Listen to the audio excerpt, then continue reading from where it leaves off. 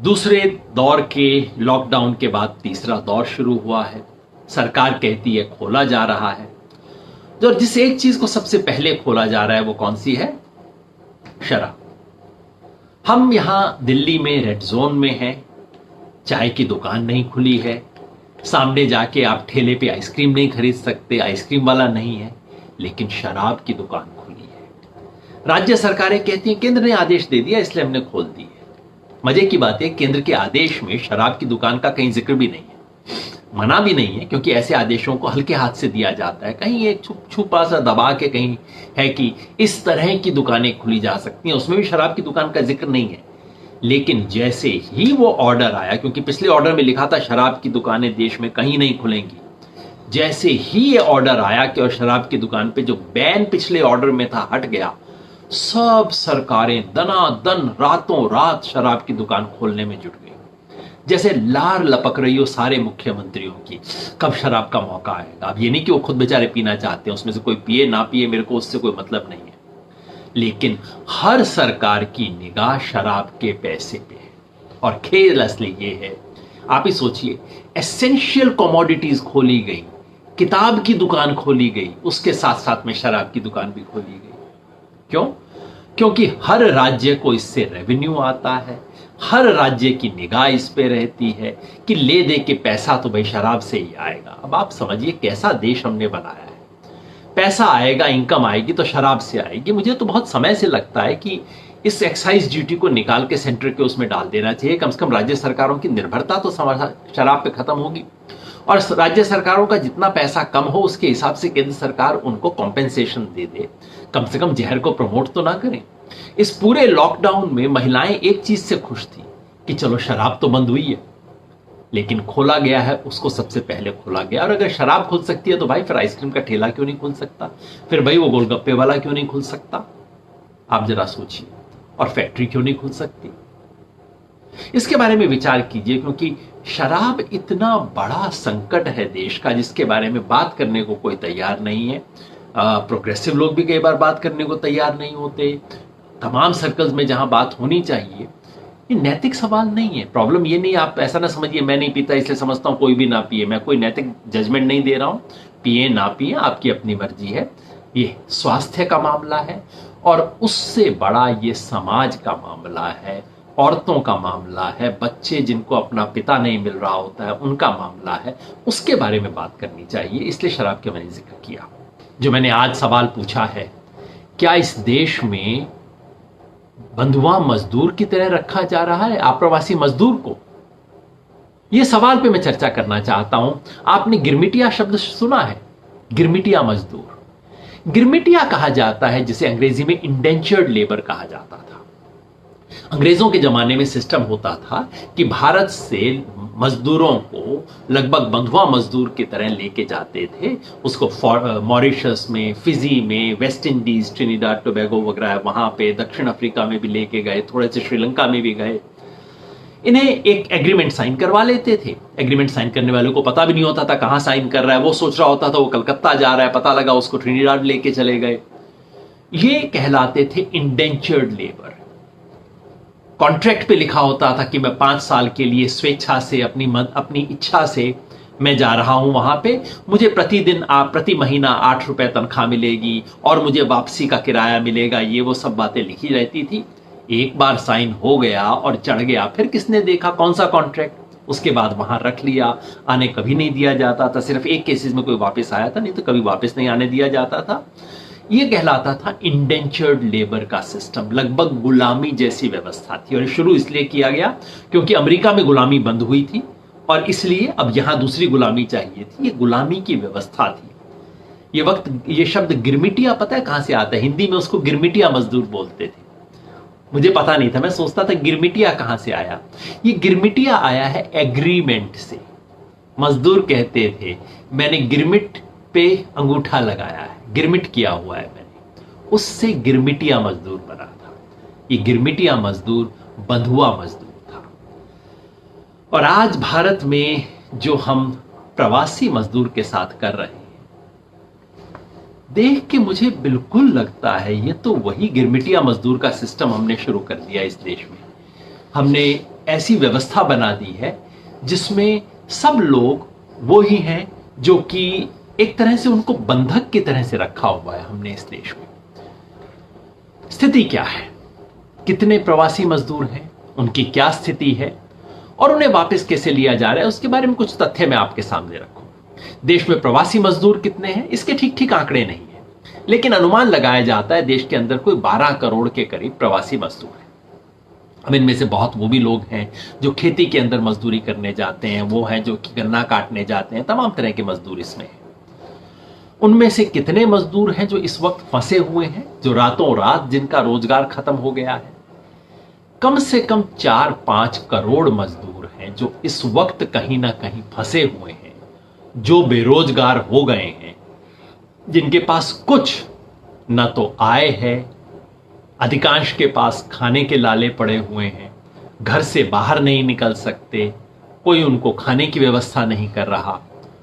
ऐसे में क्या करेंगे आप ही बताइए, आप फंस जाएं तो क्या करेंगे? छोटा सा बच्चा भी कहता है, परेशान होता है तो बच्चा कहता है घर जाना है। यही बात प्रवासी मजदूर कह रहे हैं, घर जाना है, सबको देश जाना है, अपने देश। उत्तर प्रदेश, बिहार, झारखंड, उड़ीसा, बंगाल, अधिकांश मजदूर यहां से आते हैं, मध्य प्रदेश, राजस्थान से भी कुछ आते हैं। सब मजदूर कह रहे हैं हमें वापस जाना है। 40 दिन से ज्यादा है इनको बंध के रखा गया है। 82% कह रहे हैं कि हमें सरकार से कोई राशन नहीं मिला। 82% कह रहे हैं। पिछली बार 96 था। स्थिति कहां इंप्रूव की है? केवल कर्नाटका में। कर्नाटका में कुछ स्थिति बेहतर हुई है, लोगों को राशन मिला है, लेकिन बाकी राज्यों में, महाराष्ट्र में और दिल्ली में स्थिति कतई नहीं सुधरी है। वहां पे 95% के करीब वर्कर अभी भी कह रहे हैं कि नहीं, हमें सरकार से कोई राशन नहीं मिला है। तनख्वाह कितनों को मिल रही है? सिर्फ 6% है जिन्होंने कहा है कि हम जहां काम कर रहे थे उन्होंने हमें तनख्वाह दी है। 16% ने कहा कि पूरी तनख्वाह तो नहीं दी, थोड़ा बहुत पैसा पकड़ाया है। और 78% ऐसे हैं जिनको एक पैसा भी उनके एम्प्लॉय ने नहीं दिया है। प्रधानमंत्री कुछ भी कह लें, टीवी पे कुछ भी कह लें, भाषण कुछ भी दिए जाएं, हकीकत ये है 78% मजदूरों को उनकी कंपनी ने, उनके ठेकेदार ने एक भी पैसा नहीं दिया है। हालत ये है कि इस वक्त अधिकांश 3/4 लोगों के पास 300 रुपया भी नहीं बचा है। 300 रुपया भी नहीं बचा है। ऐसे में सरकार क्या कर रही है? अब आप सोचिए, शुरू से अब तक सरकार ने इस मामले पे किया क्या है? जब 24 मार्च को घोषणा हुई देश में लॉकडाउन की, इनका जिक्र भी नहीं हुआ। माइग्रेंट मजदूरों का जिक्र भी नहीं था कहीं। पहला नोटिफिकेशन सरकार का आया 25 तारीख को कि क्या होगा लॉकडाउन में, किसके लिए क्या किया जाएगा। माइग्रेंट मजदूर का नाम भी नहीं था उस नोटिफिकेशन में। उसके 2 दिन बाद निर्मला सीतारमण जी ने फाइनेंशियल पैकेज दिया। उस पैकेज में माइग्रेंट वर्कर के लिए कुछ भी नहीं है। वो कहेंगे उनके समर्थक कि हमने उनके लिए राशन की व्यवस्था की है, हर राशन कार्ड के ऊपर हमने तो दुगना कर दिया। पर भाई राशन कार्ड तो वहां मिलेगा ना, उसके पास राशन कार्ड हो। वो तो नागपुर में फंसा हुआ है, वो तो चेन्नई में फंसा हुआ है। राशन कार्ड उसके घर वालों के पास तो गांव में है, बिहार में है, झारखंड में है। वो राशन कार्ड का कैसे ले सकता है? उसको कुछ नहीं मिला। जनधन अकाउंट केवल जहां महिला का अकाउंट है, और ये ज्यादातर मजदूर तो पुरुष हैं, और वैसे भी इनके पास वो अकाउंट नहीं है, उनको नहीं मिला। कंस्ट्रक्शन वर्कर के लिए एक योजना की घोषणा हुई। कंस्ट्रक्शन वर्कर के पास अकाउंट ही नहीं है, सरकार को उनके अकाउंट पता नहीं है, वो पैसा जा नहीं पाया है, तो उन्हें फाइनेंशियल पैकेज में भी कुछ नहीं मिला। पहली बार देश ने इस वर्कर को कब देखा? जब सड़क पे आ गया, जब ये गठरी सर के ऊपर उठा के चलने लगा, जब नोएडा के टीवी स्टूडियो के पास वर्कर दिखाई देने लगा, तब पहली बार देश ने देखा कि अरे भाई ये वर्कर है, इसके लिए तो कुछ करना होगा।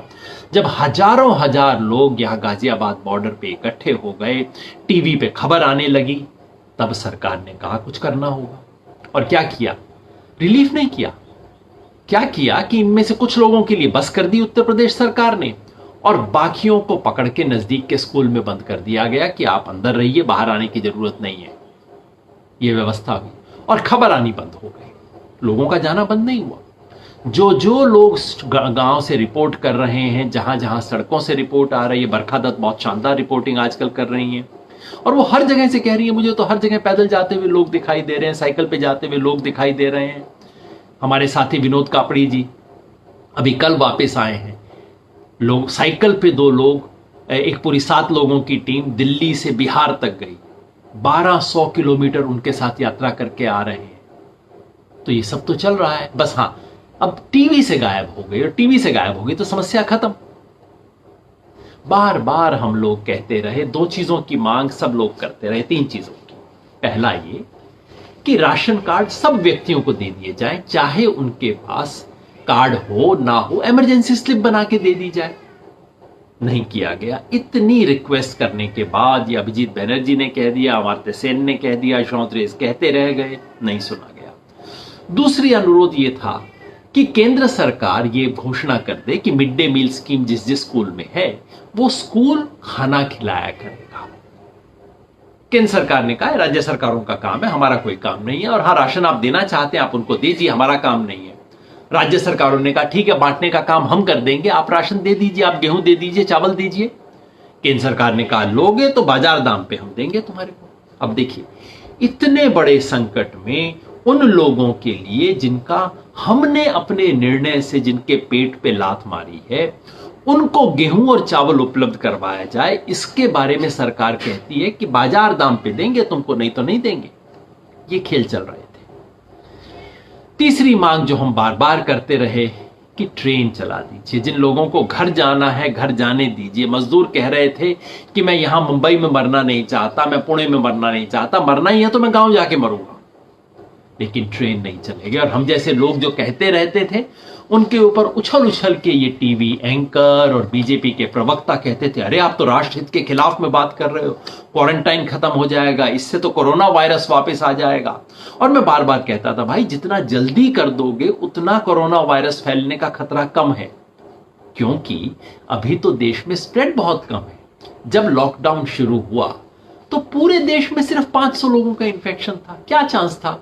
और 0 से भी के करीब चांस था कहीं पे। उस वक्त चले जाते ना बढ़ता। अंततः सरकार ने किया तो वही जो करना पड़ेगा, स्पेशल ट्रेन चलाने की व्यवस्था की। लेकिन अब जबकि केस 50,000 के करीब हो गए, कहां 500 कहां 50,000, उतना बढ़ने के बाद हमने ये निर्णय लिया है। 100 गुना समस्या बढ़ गई, चांसेस 100 गुना बढ़ गए, उसके बाद ये निर्णय लिया गया। और इस निर्णय में भी क्या क्या खेल हुए आपको ध्यान होगा, हम इस पे बात कर रहे हैं। मैंने एक स्पेशल फेसबुक लाइव भी इस सवाल पे किया था, क्या निर्णय था और क्या क्या हुआ इसमें। निर्णय ये था कि भाई स्पेशल ट्रेन चलाई जाएंगी। हम सब ने मान लिया कि सरकार ट्रेन चला रही है तो फ्री चलाएगी। पहले उत्तर प्रदेश सरकार ने बसें चलाई थी, पैसा लिया था, फिर जब आलोचना हुई तो उत्तर प्रदेश सरकार ने बदल दिया था, मुफ्त में बसें चलाई थी। तो हमने मान लिया कि जैसे था वैसे बसें चलेंगी, क्योंकि उत्तराखंड से डीलक्स बस में लोगों को गुजरात तक वापस लेके गए, बनारस से आंध्र प्रदेश तक लेके गए, कोटा से बच्चों को लाया, इन सबको तो मुफ्त में लेके आए थे। नहीं साहब, अब रेलवे ने कहा कि हम इसका किराया लेंगे। कितना किराया? बिल्कुल क्लियरली रेलवे का ब्लैक एंड व्हाइट में ऑर्डर है, लिख के। रेलवे में कोई काम लिखित के बिना तो होता नहीं, अनौपचारिक मामला थोड़ी ये फोन पे हो जाएगा। लिखित ऑर्डर क्या कि जो सुपर फास्ट ट्रेन का किराया है वो हम किराया लेंगे, साथ में खाने का कुछ और पैसा भी लेंगे। बीजेपी वाले इससे इंकार करते रहे। तो मैंने क्या किया, संबित पात्रा जी ने एक टिकट ट्वीट किया था, मैंने वही टिकट निकाल लिया। संबित पात्रा जी ने कहा था देखिए इसमें एडवांस पेमेंट हो रहा है, तो ये टिकट उन्होंने ट्वीट किया था, दिख नहीं रहा होगा। टिकट है मुंबई की वसाई रोड करके मुंबई का एक स्टेशन है, वहां से गोरखपुर का टिकट है। इतना फेडेड इमेज है कि वो दिखाई नहीं देगा, लेकिन ये टिकट था। तो मैंने कहा चलिए चेक कर लेते हैं ये टिकट आमतौर पे कितने में मिलता है। जब लॉकडाउन नहीं था, ये श्रमिक स्पेशल ट्रेन चल रही है ना, इससे पहले कितने में टिकट मिलता था। सब ट्रेन में हमने चेक कर लिया। किसी ट्रेन में 660 रुपए का टिकट मिलता है स्लीपर क्लास का, किसी में 670, किसी में 690। चलिए आप 690 मान लीजिए। तो अब सरकार कितना ले रही है? कम कर रही है। बीजेपी वाले कह रहे थे ना 85% कमीशन हम दे रहे हैं। अगर 85% कंसेशन मिलता तो कितने में टिकट मिलना चाहिए था? 100 रुपए में, 700 की बजाय 100 रुपए में मिलता, तब आप मान लेते कि हाँ भाई 85% कंसेशन मिल रहा है। कितने में मिल रहा है टिकट? जो समित पात्रा जी के खुद कहने में साफ है, 740 रुपए का। यानी कि रेलवे ऐसी मजबूरी में पैसा भी ले रही है और सामान्य टिकट जितना मिलता है उससे ज्यादा पैसा ले रही है। सामान्यतः 690 का मिलता है, अब 740 ले रही है। तो फिर भाई ये 85% वाला क्या चक्कर है? आपने भी सुना होगा ना, जितने साथियों से मैं बात करता हूं कहते हैं हाँ, पहले तो बात हुई थी कि सरकार पैसे लेने वाली है, लेकिन बाद में तो सुलट गया ना। केंद्र सरकार ने कह दिया कि 85% हम देंगे, राज्य सरकार 15% देगी। यही खेल है, यही गच्चा है, एक पैसा कम नहीं हुआ है। सरकार ने कंसेशन और सब्सिडी दोनों को मिला दिया है। सरकार ये कह रही है कि ये जो आपको 740 रुपए का हम टिकट दे रहे हैं, एक्चुअली होना तो 6000 का चाहिए था। सुनिए, वो कह रहे हैं होना तो 6000 का चाहिए था, हम 740 में दे रहे हैं, इतना सब्सिडी दे रहे हैं, अब तुम इतना शोर क्यों कर रहे हो? तो भाई ये आपने कब से क्या विशेष श्रमिकों के लिए सब्सिडी देनी शुरू की? नहीं, ये टिकट तो हमेशा ही 6000 का था, हमेशा 5000 का था। तो क्या हुआ? रेलवे जो हमेशा सब्सिडी देती है उसको इस बार एक विशेष तोहफे के रूप में पेश किया जा रहा है। अगर आपको हमारे वीडियोस पसंद आए तो प्लीज लाइक करें, सब्सक्राइब करें और शेयर करें।